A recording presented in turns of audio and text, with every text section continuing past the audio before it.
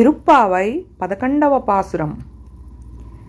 கற்றுக்கரவை கண்ணம்கள் பலகரந்து செற்றாய் திரளலியாற்றென்று செருச்செய்யும் குற்றமொன்றில்லாத கோவலர் தம்பாரோட்கிடையே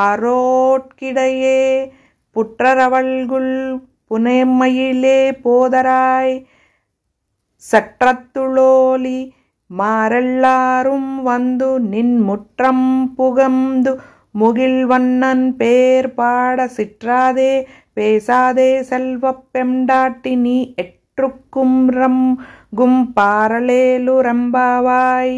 గోపాలకుల తిలకమా, ఓ చిన్నదానా, లేత వయస్సు కలిగిన పశువుల యొక్క అనేకమైన సమూహ సంపద కలిగిన మీ వంశం చాలా గొప్పది. ఆ సమూహాల పాలు పిదుకుతూ తగిన వారును, శత్రువులు నశించున్నట్లు యుద్ధం చేయగలవారును, ఒక్క దోషమైనను లేనట్టి గొల్లకులమున పుట్టిన బంగారు తీగ వంటి అందమైన దానా, పుట్టలోని పాము పడగతో సమానమైన నితంబము కలదానా, ఓ వనమయూరమా రమ్ము, నీ సకులు బంధువులను అందరూ వచ్చి నీ వాకిట నిలిచియున్నారు. వారందరూ నీలిమేఘమును బోలు శరీర కాంతి గల శ్రీకృష్ణుని అనేకమైన తిరునామములను పాడుచున్నారు.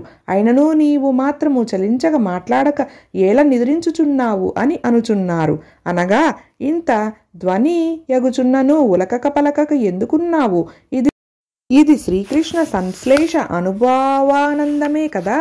మరి ఈ సంశ్లేషను భావానందమును నీ ఒకటివే కాక అందరూ అనుభవించున్నట్లు చేయవలెనును. మా గోష్ఠిలో కలిసి ఈ వ్రతము పూర్తిగా వించుము.